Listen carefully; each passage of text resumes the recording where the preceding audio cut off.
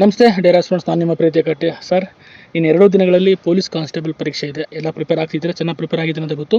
ಆದರೆ ತುಂಬ ವಿದ್ಯಾರ್ಥಿಗಳು ನನಗೆ ಫೋನ್ ಮಾಡಿ ಒಂದಷ್ಟು ಆತಂಕಗಳನ್ನ ತೋಡ್ಕೊತಾ ಇದ್ರು. ಸರ್, ಭಯ ಆಗ್ತಾ ಇದೆ, ಏನು ಮಾಡಬೇಕು ಅನ್ನೋದ್ರ ಬಗ್ಗೆ ಕ್ವಶನ್ಸ್ ಕೇಳ್ತಿದ್ರು. ಅದಕ್ಕೂ ಸ್ವಲ್ಪ ಅವರಿಗೆ ಒಂದಷ್ಟು ಧೈರ್ಯವನ್ನು ತುಂಬುವಂತಹ ಕೆಲವು ವೀಡಿಯೋಗಳನ್ನ ಮಾಡಬೇಕು ಅಂತ ಅಂದ್ಕೊಂಡು ಎಕ್ಸಾಮ್ ಆಲ್ ಸೈಕಾಲಜಿ ತುಂಬ ವೆರಿ ಇಂಪಾರ್ಟೆಂಟ್. ಅಂದರೆ ನೀವೆಲ್ಲ ಈಗ ಓದಿದ್ದೀರಾ, ತುಂಬ ವೀಡಿಯೋಗಳು ನೋಡಿರ್ತೀರಾ, ಯಾವ ರೀತಿ ಪ್ರಿಪ್ರೇಷನ್ ಆಗಬೇಕು, ಯಾವ ರೀತಿ ಎಲಿಮಿನೇಷನ್ ಮಾಡಬೇಕು, ಯಾವ ಮ್ಯಾರಥಾನ್ಗಳು ಕ್ಲಾಸ್ಗಳು ಕೇಳಿರ್ತೀರಾ, ಮತ್ತು ರಿವಿಷನ್ ಕ್ಲಾಸಸ್ ಕೇಳ್ತೀರಾ, ಎಲ್ಲ ಕೇಳಿರ್ತೀರಾ. ಬಟ್ ಅದರ ಎಕ್ಸಾಮಲ್ಲಿ ಹೋಗಿ ನೀವೆಲ್ಲ ಏನು ಮಾಡ್ತೀರಾ, ಟೆನ್ಷನ್ ಮಾಡಿಕೊಂಡು ಅಥವಾ ಆ ಎಕ್ಸಾಮ್ನ ಹಾಲ್ನ ಸೈಕಾಲಜಿ ಅರ್ಥ ಮಾಡ್ಕೊಂಡಲೇ ಫೇಲ್ ಆಗ್ತೀರಾ, ಅಥವಾ ಆತಂಕಗೊಳಪಟ್ಟು ಕ್ವಶನ್ಸ್ಗಳನ್ನ ತಪ್ಪು ಮಾಡ್ತೀರಾ. ಅದಕ್ಕೆ ಅದನ್ನು ಮಾಡಬಾರ್ದು. ನನ್ನ ವಿದ್ಯಾರ್ಥಿಗಳು, ನನ್ನ ಒಂದು ಸಬ್ಸ್ಕ್ರೈಬರ್ಸ್ ಅಥವಾ ನಮ್ಮ ವಿದ್ಯಾರ್ಥಿಗಳು ಆ ಥರ ತಪ್ಪು ಮಾಡಬಾರ್ದು ಅಂತ ನಾನು ಒಂದಷ್ಟು ಕೆಲವು ಟ್ರಿಪ್ಸ್ಗಳನ್ನ ಹೇಳ್ತೀನಿ, ಕರೆಕ್ಟಾಗಿ ಫಾಲೋ ಮಾಡಿ. ಇದು ನೋಡಿ, ಎಕ್ಸಾಮಲ್ಲಿ ಹೋದಾಗ ಕ್ವಶನ್ ಪೇಪರ್ ಕೈಗೆ ಸಿಕ್ಕಿದಾಗ ಕಾಮನ್ನಾಗಿ ಆಗೋ ಎಲ್ಲರಿಗೂ ಏನಂತಂದರೆ ಭಯ ಸ್ಟಾರ್ಟ್ ಆಗುತ್ತೆ. ಅಯ್ಯೋ, ನಾನೇನು ಓದಿಲ್ಲ, ಅಥವಾ ಕ್ವಶನ್ ಪೇಪರ್ ನೋಡಿದಂಗೆ ಒಂದು ಕ್ವಶನ್ ನೋಡಿದಂಗೆ ಭಯ ಸ್ಟಾರ್ಟ್ ಆಗುತ್ತೆ, ಕೈಕಾಲು ನಡುಗುತ್ತೆ, ಎದೆ ಡಬಡಬಡ ಅನ್ನುತ್ತೆ. ಇದೆಲ್ಲ ಕಾಮನ್ನಾಗಿ ನಡೆಯೋ ಸಹಜ ಪ್ರಕ್ರಿಯೆಗಳು. ಯಾಕೆಂದರೆ ನಮ್ಮ ದೇಹದಲ್ಲಿ ಅಡ್ರಿನಾಲಿನ್ ಅಂತ ಇರುತ್ತೆ. ಯಾವುದಾದ್ರೂ ನಾವು ಸಡನ್ ಆತಂಕಕ್ಕೆ ಒಳಗೋದಾಗ ಈ ಥರ ಸಿಂಪ್ಟಮ್ಸ್ಗಳು ಕಾಣೋದು, ಕೈಯೆಲ್ಲ ಬೆವರುತ್ತೆ, ಈ ರೀತಿ ಸಿಂಪ್ಟಮ್ಸ್ಗಳಾಗುತ್ತೆ. ಇದು ನಾರ್ಮಲಾಗಿ ನಡೆಯೋ ಪ್ರಕ್ರಿಯೆ, ಎಲ್ಲ ಆಸ್ಪಿರೆಂಟ್ಸ್ಗೂ ಇದಾಗುತ್ತೆ. ನಿಮಗದು ಫೀಲ್ ಆಗುತ್ತೆ, ಅರ್ಥ ಆಗ್ತಿದೆಯಾ? ಅದಕ್ಕೆ ನೀವು ಯಾವುದೇ ಕಾರಣಕ್ಕೂ ಕ್ವಶನ್ ಪೇಪರ್ ನೋಡ್ತಿದ್ದಂಗೆ ಅರಿಬಿರಿ ಮಾಡೋಕ್ಕೆ ಹೋಗ್ಬಿಡಿ. ಫಸ್ಟು ಮಾಡಬೇಕಾಗಿರೋ ಕೆಲಸ, ಫಸ್ಟ್ ಏನು ಮಾಡಬೇಕು ಅಂತಂದರೆ, ಲಾಂಗ್ ಬ್ರೀತ್ ತೊಗೊಳ್ಳಿ. ಒಂದು 3 to 4 ಮಿನಿಟ್ಸ್ ಲಾಂಗ್ ಬ್ರೀತ್ ತೊಗೊಂಡ್ರೆ ಆಕ್ಸಿಜನ್ ಸಪ್ಲೈ ಆದಾಗ ಮೈಂಡ್ ಕಂಟ್ರೋಲಿಗೆ ಬರುತ್ತೆ. ಆವಾಗ ನೀವು ಒಂದು ಎಕ್ಸಾಮ್ನ ಸ್ಥಿತಿಗೆ ಸ್ಥಿಮಿತಿಗೆ ಬರ್ತೀರಾ. ಆಮೇಲೆ ನೀವು ಪ್ರಾಕ್ಟೀಸ್ ಬರೆಯೋಕ್ಕೆ ಸ್ಟಾರ್ಟ್ ಮಾಡಿ. ಗೊತ್ತಾಗ್ತಿದೆ? ಮತ್ತು ನಿಮಗೇನು ಅಂತಂದರೆ, ಯಾವುದೇ ಪ್ರಶ್ನೆ ಡಿಫಿಕಲ್ಟಿ ಬರಲಿ, ಫಸ್ಟ್ ಕ್ವಶನ್ಸ್ ಅಥವಾ ಸೆಕೆಂಡ್ ಕ್ವಶನ್, ಥರ್ಡ್ ಕ್ವಶನ್, ಯಾವುದೇ ಕ್ವಶನ್ಸ್ ಬಂದರೂ ಡಿಫಿಕಲ್ಟಿ ಬಂದರೆ ತಲೆ ಕೆಡಿಸ್ಕೊಬಿಡಿ, ಮುಂದಿನ ಪ್ರಶ್ನೆಗೆ ಹೋಗ್ತಾಯಿರಿ. ಮತ್ತು ನಿಮಗೆ ಕಷ್ಟ ಬಂದಿದೆ, ನೀವೊಂದು ಆನ್ ಆ್ಯಂಡ್ ಅವರೇಜ್ 3 to 4 ಮಂತ್ಸಿಂದ ಪ್ರಿಪರೇಷನ್ ಮಾಡಿದ್ದೀನಿ, ನಾನು ಟೆಸ್ಟ್ ಸೀರೀಸ್ ಬರ್ದಿದ್ದೀನಿ, ಚೆನ್ನಾಗಿ ಓದಿದ್ದೀನಿ, ರಿವಿಷನ್ ಮಾಡಿದ್ದೀನಿ, ನಿಮಗೆ ಟಫ್ ಆಗ್ತಿದೆ ಕ್ವಶನ್ಸು ಅಂದರೆ ಎಲ್ಲರಿಗೂ ಟಫ್ ಆಗುತ್ತೆ. ಆಮೇಲೆ 5 ಡಿಫಿಕಲ್ಟ್ ಕ್ವಶನ್ಸಿಂದ ಇಡೀ ಕ್ವಶನ್ ಪೇಪರೇ ಟಫ್ ಇರುತ್ತೆ ಅಂತ ಹೇಳೋಕ್ಕಾಗಲ್ಲ. ನೀವು ಸ್ಟಾರ್ಟಿಂಗ್ ನೋಡಿದಂಥ 5 ಪ್ರಶ್ನೆಗಳೇನಾದ್ರು ಡಿಫಿಕಲ್ಟಿ ಇತ್ತು ಅಂತಂದರೆ ಆ ಡಿಫಿಕಲ್ಟಿನ ನೀವು ಗೆಸ್ ಮಾಡಿ, ಇದು ಇಡೀ ಕ್ವಶನ್ ಪೇಪರ್ ಹಂಗಿದೆ ಅಂತ ನೀವೇನಾದ್ರು ಪ್ಯಾನಿಕ್ ಆದರೆ ಮತ್ತೆ ನಿಮ್ಗೇನಾಗುತ್ತೆ, ಆ ಮೈಂಡ್ ಸಪೋರ್ಟ್ ಮಾಡಲ್ಲ. ಎಲ್ಲ ಪ್ರಶ್ನೆಗಳನ್ನು ಡಿಫಿಕಲ್ಟಿಲೇ ನೋಡ್ತೀರಾ. ಕೆಲವು ಕಾಮನ್ ಸೆನ್ಸ್ ಯೂಸ್ ಮಾಡೋ ಕ್ವಶನ್ಸ್ ಅಥವಾ ಸಿಂಪಲ್ ಇರೋ ಕ್ವಶನ್ಸು ನೀವು ಆನ್ಸರ್ ಮಾಡೋದನ್ನ ತಪ್ಪಾಗ್ತೀರಾ. ಇದು ಯಾಕೆಂದರೆ ಪ್ಯಾನಿಕ್ ಆಗಿರೋದ್ರಿಂದ. ಗೊತ್ತಾಗ್ತಿದೆ? ಆಮೇಲೆ ಒಂದ್ಸತಿ ನೀವು ಫುಲ್ ಕ್ವಶನ್ ಪೇಪರ್ನ ನೋಡಿಬಿಡಿ, 1ನೇ ಕ್ವಶನ್ದು 100 ಕ್ವಶನ್ಸ್ ನೋಡಿ, ನಿಮಗೊಂದು ಐಡಿಯಾ ಬರುತ್ತೆ ಯಾವ ಏರಿಯಾದಲ್ಲಿ ಈಸಿ ಕ್ವಶನ್ ಬರ್ತಿದೆ, ಯಾವ ಏರಿಯಾದಲ್ಲಿ ಡಿಫಿಕಲ್ಟ್ ಕ್ವಶನ್ಸ್ ಕೊಟ್ಟಿದೆ, ನಾನು ಎಲ್ಲಿಂದ ಸ್ಟಾರ್ಟ್ ಮಾಡಬೇಕು ಅಂತ ಗೊತ್ತಾಗುತ್ತೆ. ಫಸ್ಟ್ನೇ ಕ್ವಶನ್ದಲ್ಲೇ ಸ್ಟಾರ್ಟ್ ಮಾಡಬೇಕು, ಫಸ್ಟ್ನೇ ಕ್ವಶನ್ದಲ್ಲಿ ಹೋಮ್ವರ್ಕ್ ಫಿಲ್ ಮಾಡಬೇಕು ಅಂತ ಎಲ್ಲೂ ರೂಲ್ಸ್ ಇಲ್ಲ. ನಿಮಗೆ ಯಾವುದು ಈಸಿ ಅನಿಸುತ್ತೆ, ನಿಮಗೆ ಒಂದು 2-3 ಕ್ವಶನ್ಸು ಪರ್ಫೆಕ್ಟಾಗಿ ಏನು ನಾನು 100% ಶೋರ್ ಇರೋ ಕ್ವಶನ್ಸ್ನ ಅಟೆಂಡ್ ಮಾಡ್ತಾ ಹೋಗಿ. ಆವಾಗ ನಿಮ್ಗೆ ಒಂದು ಕಾನ್ಫಿಡೆನ್ಸ್ ಬರುತ್ತೆ. ಆ ಕಾನ್ಫಿಡೆನ್ಸಿಂದಲೇ ಮುಂದೆ ಹೋಗ್ತಾ ಹೋಗಿ, ಯಾವುದೇ ಕಾರಣಕ್ಕೂ ಪ್ಯಾನಿಕ್ ಆಗಬೇಡಿ. ಗೊತ್ತಾಗ್ತಿದೆಯಾ? ಇದು ಮತ್ತು ಫಸ್ಟ್ ಗೊತ್ತಿರೋ ಕ್ವಶನ್ಸು ನಾನು ಹೇಳಿದೆ, ನೀವೇನು ಮಾಡಬೇಕು, first round, second round, third round ಅಂತ ಬರಬೇಕು. ಫಸ್ಟ್ ರೌಂಡಲ್ಲಿ ನಿಮಗೆ 100% ಗೊತ್ತಿರೋ ಪ್ರಶ್ನೆಗಳನ್ನ ಅಟೆಂಡ್ ಮಾಡಬೇಕು. ಎರಡನೇದು 50-50 ಯಾವ ಹಾಕಿರ್ತೀರ. ಈಗ ಎಲಿಮಿನೇಷನ್ ಮೆಥಡಲ್ಲಿ ABCD ಅಂತಿದ್ರೆ ಅದರಲ್ಲಿ ಎ ಅಥವಾ ಬಿನ ತೆಗೆದಿರ್ತಾರೆ, ಸಿ ಮತ್ತು ಡಿನಲ್ಲಿ ಕನ್ಫ್ಯೂಷನ್ ಇರುತ್ತೆ, ಅಂಥ ಪ್ರಶ್ನೆಗಳನ್ನ ಅಟೆಂಡ್ ಮಾಡಬೇಕು. ಲಾಸ್ಟ್ ಮಿನಿಟಲ್ಲಿ 70-30 ಪ್ರಶ್ನೆಗಳನ್ನ ಆನ್ಸರ್ ಮಾಡಬೇಕಾಗುತ್ತೆ. ಈ ಥರ ನೀವು ಸ್ಟೇಜ್ ವೈಸ್ ಮಾಡ್ಕೊಳ್ಳೋಗಿ ಮಾಡಬೇಕಾಗುತ್ತೆ. ಈ ಥರ ಮಾಡಿದಾಗ ಏನಾಗುತ್ತೆ, ಈಸಿಯಾಗಿ ನಿಮಗೆ ಗೊತ್ತಿರೋ ಒಂದು 60ರಿಂದ 70 ಕ್ವಶನ್ಸ್ನ ನೀವು ಈಸಿಯಾಗಿ ಆನ್ಸರ್ ಮಾಡ್ತೀರಾ. ಮಿನಿಮಮ್ 60 ಕ್ವಶನ್ಸ್ ನೀವು ಮಾಡ್ತೀರಾ. ಯಾಕೆ ಅಂತಂದರೆ ಇಷ್ಟು ದಿನ ಓದಿರ್ತೀರಾ, ಇಷ್ಟು ದಿನ ಕಾನ್ಫಿಡೆಂಟಾಗಿ ಓದಿರ್ತೀರಾ, ರಿವಿಷನ್ ಮಾಡಿದ್ದೀರಾ, 60 ಕ್ವಶನ್ಸ್ ನಿಮ್ಗೆ ಈಸಿಯಾಗಿ ಬಂದೇ ಬರ್ತವೆ. ಇನ್ನು 40 ಕ್ವಶನ್ಸಲ್ಲಿ 10 ಕ್ವಶನ್ಸ್ನ ಬಿಟ್ಬಿಡಿ, ತುಂಬ ಡಿಫಿಕಲ್ಟಿ ಇರುತ್ತೆ, ಎಲ್ಲರಿಗೂ ಆನ್ಸರ್ ಮಾಡೋಕ್ಕಾಗಲ್ಲ.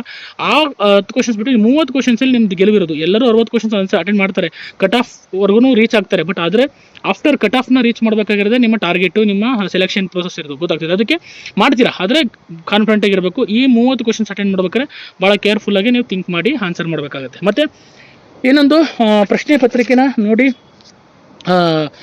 ಗಾಬರಿ ಆಗೋದಕ್ಕಿಂತ ಮುಂಚೆ ನಿಮ್ಮ ಕ್ವಶನ್ ಪೇಪರ್ಗಳನ್ನ ನೋಡಿದಾಗ ಯಾವ ಏರಿಯಾದಲ್ಲಿ ಈಸಿ ಕ್ವಶನ್ಸ್ ಇದೆ ಅದನ್ನು ಅಟೆಂಡ್ ಮಾಡ್ಕೊಂಬಿಡಿ. ಮತ್ತು ಇನ್ನು ಒಂದು ಕ್ವಶನ್ ಅಟೆಂಡ್ ಮಾಡ್ಬೇಕಾದ್ರೆ ಒಂದನ್ನೇ ಫೋಕಸ್ ಮಾಡಿ, ಮುಂದಿನ ಕ್ವಶನ್ ಅಥವಾ ಹಿಂದಿನ ಕ್ವಶನ್ ಬಗ್ಗೆ ಥಿಂಕ್ ಮಾಡಬೇಡಿ.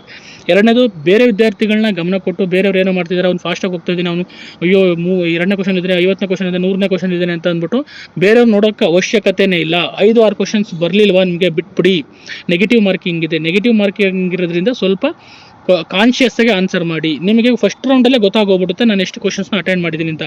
ನಿಮ್ಮ ಫಸ್ಟ್ ರೌಂಡಲ್ಲಿ 50ರಿಂದ 60 ಕ್ವಶನ್ಸ್ ಏನಾದ್ರು ರೀಚ್ ಆಯಿತು ಅಂತಂದರೆ ನಿಮಗೆ ಈಸಿಯಾಗಿ ನೀವು ಏನು ಮಾಡ್ಬೋದು, ನೀವು ಕಟ್ ಆಫ್ನ ದಾಟ್ತೀರಾ ಅಂತ. ನೀವು ಫಸ್ಟ್ ರೌಂಡಲ್ಲಿ 40 to 50 ಕ್ವಶನ್ಸ್ ಇದ್ದರೆ ಸ್ವಲ್ಪ ಟ್ರೈ ಮಾಡಬೇಕು. 30 ಬಿಲೋ ಇತ್ತು ಅಂದರೆ ಸ್ವಲ್ಪ ಕಷ್ಟ ಇದೆ. ಗೊತ್ತಾಗ್ತದೆ? ಆಮೇಲೆ ಇದೆಲ್ಲ ಡಿಪೆಂಡ್ ಆಗೋದು ಯಾವಾಗ ಅಂದರೆ, ಡಿಪೆಂಡ್ ಅಪಾನ್ ಕ್ವಶನ್ ಪೇಪರ್ ಮೇಲೆ ಡಿಪೆಂಡ್ ಆಗುತ್ತೆ. ಅರ್ಥ ಆಗ್ತಿದೆ? ನೀವು ಈಗ ಮೊದಲು ಏನಾಗ್ತಿದೆ, ಡೈರೆಕ್ಟ್ ಕ್ವಶನ್ಸ್ ಬರ್ತಾಯಿತ್ತು, ಈಸಿನೇ ಇರ್ತಿತ್ತು. ಬಟ್ ಈಗ ಸ್ವಲ್ಪ ಸ್ವಲ್ಪ ಡಿಫಿಕಲ್ಟಿ ಮಾಡ್ತಾನೆ. ತುಂಬ ಡಿಫಿಕಲ್ಟಿ ಏನಿರಲ್ಲ. ನೀವು ಅನ್ಕೊಂತೀರಾ, ನೀವು ಓದಿರೋ ಕ್ವಶನ್ಸಲ್ಲಿ ಆಲ್ಮೋಸ್ಟ್ ಆಲ್ ಆಲ್ಮೋಸ್ಟ್ ಸಿಲೆಬಸಲ್ಲಿ ಬಂದಿರುತ್ತೆ, ನೀವು ಅದ್ರ ಬಗ್ಗೆ ವರಿ ಮಾಡೋಕ್ಕೆ ಹೋಗ್ಬೇಡಿ, ಗೊತ್ತಾಗ್ತಿದೆಯಾ. ಹಾಗಾಗಿ ಫಸ್ಟು ಈಸಿ ಕ್ವಶನ್ಸ್, ಆಮೇಲೆ ಮಾಡರೇಟ್, ಆಮೇಲೆ ಡಿಫಿಕಲ್ಟಿ ಕ್ವಶನ್ಸ್ ಬಗ್ಗೆ. ಮೆಂಟಲ್ ಎಬಿಲಿಟಿ ಕ್ವಶನ್ ಸಾಲ್ವ್ ಮಾಡ್ಬೇಕಾದ್ರೆ ಟೈಮ್ನ ನೋಡಿ, ಟೈಮ್ ಮ್ಯಾನೇಜ್ಮೆಂಟ್ ಅಂದರೆ ಅಲ್ಲಿ ಏನಾದ್ರು ಗಡಿಯಾರ ಇರಲಿಲ್ಲ ಅಂತಂದರೆ ನಿಮ್ಮ ಇನ್ವಿಜಿಲೇಟರ್ಗೆ ಗಡಿಯಾರ ಹಾಕ್ಸ್ಕೊಳ್ಳಿ, ನಿಮ್ಗೆ ವಾಚ್ ತಗೊಂಡು ಹೋಗೋಕ್ಕೆ ಅವಕಾಶ ಕೊಡಲ್ಲ. ಹಾಗಾಗಿ ನೀವು ಅದನ್ನು ಟೈಮ್ನ ಮ್ಯಾನೇಜ್ ಮಾಡ್ತಾ ಇರಬೇಕು. ಪ್ರತಿ ಕ್ವಶನ್ಸ್ ಆದಮೇಲೆ ಅಥವಾ 2-3 ಕ್ವಶನ್ಸ್ ಆದಮೇಲೆ ಟೈಮ್ನ ಮ್ಯಾನೇಜ್ ಮಾಡ್ತಾ ಹೋಗಿ. ಟೈಮ್ ಜಾಸ್ತಿ ಹೋಯಿತು ಅಂತಂದರೆ ನೀವು ಎಷ್ಟು ದಿನ ಮಾಡಿದ್ದು ಎಫರ್ಟ್ ಹಾಳಾಗೋಗುತ್ತೆ, ಗೊತ್ತಾಗ್ತಿದೆ. ಹಾಗಾಗಿ ಎಕ್ಸಾಮ್ಸ್ ಅಂತಂದರೆ ಬರೀ ನಾಟ್ ಓನ್ಲಿ ನೀವು ಇಷ್ಟು ದಿನ ಓದಿದ್ದಲ್ಲ, ಎಕ್ಸಾಮ್ ದಿನ ಯಾವ ರೀತಿ ಬಿಹೇವ್ ಮಾಡ್ತೀರಾ, ನಿಮ್ಮ ಬಿಹೇವಿಯರು ಚೆನ್ನಾಗಿರಬೇಕು. ಬಿಹೇವಿಯರ್ ಅಂದರೆ ಯಾವುದೇ ಥರ ಟೆನ್ಷನ್ ಬರುವಂತಹ ಸಮಸ್ಯೆಗಳನ್ನ ತಂದುಕೋಬೇಡಿ ಎಕ್ಸಾಮಲ್ಲಿ. ಬಿ ಪೇಷಂಟ್ ಪೇಷಂಟ್ ಅಂದರೆ ಅದಲ್ಲ, ಪೇಷನ್ಸ್ ಆಗಿರಿ, ತುಂಬ ಕಾಮಾಗಿ ತಾಳ್ಮೆಯಿಂದ ಇರಿ. ನೀವು ಎಷ್ಟು ತಾಳ್ಮೆಯಿಂದ ಇರ್ತೀರೋ ಅಷ್ಟು ಎಕ್ಸಾಮ್ಸ್ನಲ್ಲಿ ಕ್ವಶನ್ಸ್ಗಳು ನಿಮಗೆ ಜಾಸ್ತಿ ಅಂಡರ್ಸ್ಟ್ಯಾಂಡ್ ಆಗ್ತಾ ಹೋಗ್ತವೆ, ಗೊತ್ತಾಗ್ತಿದೆ. ಹಾಗಾಗಿ ಎಲಿಮಿನೇಷನ್ ಟೆಕ್ನಿಕ್ನ ಯೂಸ್ ಮಾಡಿ, ಯಾವುದಕ್ಕೆ ಹೊಂದಿಸಿ ಬರೆಯಿರ್ಬೋದು ಅಥವಾ ಹೇಳಿಕೆ ವೈಸ್ ಕೊಟ್ಟಾಗ ಎಲಿಮಿನೇಷನ್ ಮಾಡಿ, ಆದಷ್ಟು ABCD ಅಂತ ಕೊಟ್ಟಿದ್ರೆ ಅದರಲ್ಲಿ 2 ಆಪ್ಷನ್ಸ್ ಎತ್ತಕ್ಕೆ ಟ್ರೈ ಮಾಡಿ. ಕೆಲವು ಸತಿ 2 ಆಪ್ಷನ್ನ ಮ್ಯಾಚ್ ಮಾಡಿದ್ರೆ ಇನ್ನೆರಡಕ್ಕೆ ನಿಮ್ಗೆ ಈಸಿಯಾಗಿ ಮ್ಯಾಚ್ ಆಗ್ತಿರುತ್ತೆ. ಆ ಥರದ್ದು ಸ್ವಲ್ಪ ಕಾಮನ್ ಸೆನ್ಸ್ನ ಯೂಸ್ ಮಾಡಿರಿ. ಮತ್ತು ಈಗ ಇಷ್ಟು ದಿನ ಓದಿದ್ದು ಎಲಿಮಿನೇಷನ್ ಟೆಕ್ನಿಕನ್ನು ಯೂಸ್ ಮಾಡಿಕೊಂಡ್ರೆ ಆಟೋಮೆಟಿಕಲಿ ಬರುತ್ತೆ, ತುಂಬ ಈಸಿ ಇರುತ್ತೆ ಎಕ್ಸಾಮು. ನಾನು ನೋಡಿದ ಮಟ್ಟಿಗೆ, ನಾನು ಪ್ರಿಡಿಕ್ಟ್ ಮಾಡಿರೋ ಮಟ್ಟಿಗೆ ಭಯಪಡೋ ಅವಶ್ಯಕತೆ ಇಲ್ಲ. ಅಕಸ್ಮಾತ್ ಈ ಎಕ್ಸಾಮ್ಸ್ ಆಗಲಿಲ್ಲ ಅಂದರೆ ಮುಂದಿನ ಪರೀಕ್ಷೆಗಳು ತುಂಬ ಇದೆ, ಹಂಗೆ ಅಂದ್ಬಿಟ್ಟು ನೆಗ್ಲೆಕ್ಟ್ ಮಾಡಿ ಅಂತಲ್ಲ, ಕಾನ್ಫಿಡೆಂಟ್ ಬರೀ. ತುಂಬ ಜನಕ್ಕೆ ಇನ್ನೂ ಕಾನ್ಫಿಡೆಂಟ್ ಇರಲ್ಲ, ನನಗೆ ಇಷ್ಟು ಪ್ರಿಪ್ರೇಷನ್ ಆಗಿಲ್ಲ, ಇನ್ನೂ 100% ಪ್ರಿಪ್ರೇಷನ್ ಆಗಿಲ್ಲ ಅಂತ ಕೂತಿರ್ತಾರೆ. 100% ಪ್ರಿಪ್ರೇಷನ್ ಯಾರೂ ಮಾಡೋಕ್ಕೆ ಸಾಧ್ಯನೇ ಇಲ್ಲ, ಇದು ನಾನು ಹೇಳ್ತಿಲ್ವಾ. ಹಾಗಾಗಿ ಸಿಲೆಬಸ್ಸು ತುಂಬ ಯೂಸ್ ಸಿಲೆಬಸ್ ಇರುತ್ತೆ. ಈ ಓದಿರೋದ್ರಲ್ಲೇ ನಿಮಗೆ ನಿಮ್ಮ ನಾಲೆಡ್ಜ್ನ ಯೂಸ್ ಮಾಡಿಕೊಂಡು ಎಕ್ಸಾಮ್ಸ್ನ ಬರೆದ್ರೆ ಖಂಡಿತ ಪಾಸ್ ಆಗುತ್ತೆ. ಅದಕ್ಕೋಸ್ಕರ ಭಯಪಡೋ ಅವಶ್ಯಕತೆ ಇಲ್ಲ. ಎಕ್ಸಾಮ್ಸ್ ಇನ್ನೂ ನಾನು ಫುಲ್ ಕಂಪ್ಲೀಟ್ ಸಿಲೆಬಸ್ ಮುಗಿಸಿಲ್ಲ ಅನ್ನೋದನ್ನ ಭಯದಿಂದ ಹೊರಗಡೆ ಬನ್ನಿ, ಸುಮ್ಮನೆ ಹೋಗಿ ಎಕ್ಸಾಮ್ಸ್ಗೆ. ಆಮೇಲೆ ನೀವು ಕೆಲವು ಸತಿ ಏನಾಗುತ್ತೆ, ನಾವು ಫುಲ್ ಓದಿರ್ತೀವಿ, ಲಾಸ್ಟ್ ಮೂಮೆಂಟಲ್ಲಿ 2-3 ಚಾಪ್ಟರ್ ಓದಿರ್ತೀವಿ, ಅದರಲ್ಲೇ ಕ್ವಶನ್ಸ್ ಬಂದಿರುತ್ತೆ, 4 ಕ್ವಶನ್ಸು, ಅದನ್ನು ಬಿಟ್ಟಿರ್ತೀರಾ. ಅಥವಾ ಯಾವುದೋ ಲಾಸ್ಟ್ಗೆ 2 ಚಾಪ್ಟರ್ ಚೆನ್ನಾಗಿ ಓದ್ಕೊಂಡು ಹೋಗಿರ್ತೀರಾ, ಅದ್ರ ಮೇಲೆ ಕ್ವಶನ್ಸ್ ಬಂದಿರುತ್ತೆ, 4-5 ಕ್ವಶನ್ಸ್. ಇದು ಒಂಥರ ಲಕ್ ಬೇಸ್ಡ್ ಆಗ್ಬಿಡುತ್ತೆ ಒಂದ್ಸತಿ. ಅದಕ್ಕಾಗಿ ಎಲ್ಲ ಫುಲ್ ಓದಿರೋರು ಯಾರೂ ಸಿಗಲ್ಲ. ಫುಲ್ ಓದಿದ್ಮೇಲೆ ಅವ್ರಿಗೆ ಅದರಲ್ಲಿ ಕ್ವಶನ್ ಬರ್ತವೆ ಅಂತಲೂ ಗ್ಯಾರಂಟಿನೂ ಇರಲ್ಲ. ಹಾಗಾಗಿ ನೀವು ಒಂದು ಲೆವೆಲ್ಲಿ ಪ್ರಿಪ್ರೇಷನ್ ಮಾಡ್ಕೊಂಡು ಹೋಗಿದ್ರೆ ಖಂಡಿತ ಪರೀಕ್ಷೆನ ಈಸಿಯಾಗಿ ಪಾಸ್ ಆಗ್ಬೋದು. ನೀವು ಅದ್ರ ಬಗ್ಗೆ ವರಿ ಮಾಡಬೇಡಿ, ಚೆನ್ನಾಗಿ ಓದಿದ್ದೀರಾ, ಕಾನ್ಫಿಡೆಂಟ್ ಆಗಿರಿ. ಮುಂದಿನ ಪರೀಕ್ಷೆಗಳಿಗೆ ಚೆನ್ನಾಗಿ ಪ್ರಿಪ್ರೇಷನ್ ಮಾಡ್ಬೋದು. ಈ ಪರೀಕ್ಷೆನೇ ಚೆನ್ನಾಗಿ ಆಗಲಿಲ್ಲ ಅಂದ್ರೂ ಬೇಸರ ಮಾಡ್ಕೋಬೇಡಿ, ಮುಂದಿನ ಪರೀಕ್ಷೆಗಳಿದೆ ಚೆನ್ನಾಗಿ ಪ್ರಿಪ್ರೇಷನ್ ಮಾಡ್ಕೋಬೋದು. ಅರ್ಥ ಆಗ್ತದೆ. ಈಗ ಒಂದು ಎಕ್ಸಾಮ್ ಬಗ್ಗೆ ಕಾನ್ಸಂಟ್ರೇಟ್ ಮಾಡಿ. ಒಂದು ಕ್ವಶನ್ ಅಟೆಂಡ್ ಮಾಡ್ಬೇಕಾದ್ರೆ ಅದ್ರ ಬಗ್ಗೆ ಕಾನ್ಸಂಟ್ರೇಟ್ ಮಾಡ್ತಾರೆ. ಇದೇ ಥರ ಒಂದು ಪರೀಕ್ಷೆ ಬರೀಬೇಕಾದ್ರೆ ಅದ್ರ ಮೇಲೆ ಮಾತ್ರ ಪರೀಕ್ಷೆಗೆ ಫೋಕಸ್ ಮಾಡಿ. ಮುಂದಿನ ಪರೀಕ್ಷೆಗಳಿಗೆ ಅಲ್ಲಿಂದ ಬಂದಮೇಲೆ ಬೇಕಾದ್ರೆ ಪ್ಲ್ಯಾನ್ ಮಾಡೋಣ ಅಂತ ಹೇಳ್ತಾ, ಚೆನ್ನಾಗಿ ಪ್ರಿಪ್ರೇಷನ್ ಮಾಡಿದ್ರೆ ಆಲ್ ದ ಬೆಸ್ಟ್. ಎಲ್ಲ ಹುಡುಗರು ಚೆನ್ನಾಗಿ ಬರುತ್ತೆ. ಫಸ್ಟ್ ಎಕ್ಸಾಮ್ ಸೆಂಟರ್ಗಳನ್ನ ನೋಡಿಕೊಂಡು ಆ ಎಕ್ಸಾಮ್ ಸೆಂಟರ್ಗಳಿಗೆ ಕರೆಕ್ಟಾಗಿ ಮೊದಲೇ ಹೋಗಿ 1 ಅವರ್ 2 ಅವರ್ ಮುಂಚೆಲೇ ಕೂತ್ಕೊಂಡು ನಿಮ್ಮ ಸ್ಥಳಗಳನ್ನ ಪರಿಶೀಲನೆ ಮಾಡಿಕೊಂಡು ಕನ್ಫರ್ಮ್ ಮಾಡಿಕೊಂಡು, ರಿಜಿಸ್ಟರ್ ನಂಬರ್ ಕನ್ಫರ್ಮ್ ಮಾಡಿಕೊಂಡು, ಸೆಂಟರ್ನ ಕನ್ಫರ್ಮ್ ಮಾಡಿಕೊಂಡು ಎಕ್ಸಾಮ್ನ ಅಟೆಂಡ್ ಮಾಡಿ. ಎಲ್ಲರಿಗೂ ಒಳ್ಳೆಯದಾಗಲಿ. ಇನ್ನೂ ಯಾವ್ದಾದ್ರು ಥರ ವೀಡಿಯೋಗಳು ಬೇಕು ಅಂತಿದ್ರೆ ಕಮೆಂಟ್ ಮಾಡಿ. ಅದು ವೀಡಿಯೋ ಇಷ್ಟ ಆಗಿದ್ರೆ ನಿಮ್ಮ ಫ್ರೆಂಡ್ಸ್ಗೆ ಶೇರ್ ಮಾಡಿ ಅಂತ ಹೇಳ್ತಾ ಎಲ್ಲರಿಗೂ ಒಳ್ಳೆಯದಾಗಲಿ. Thanks so much.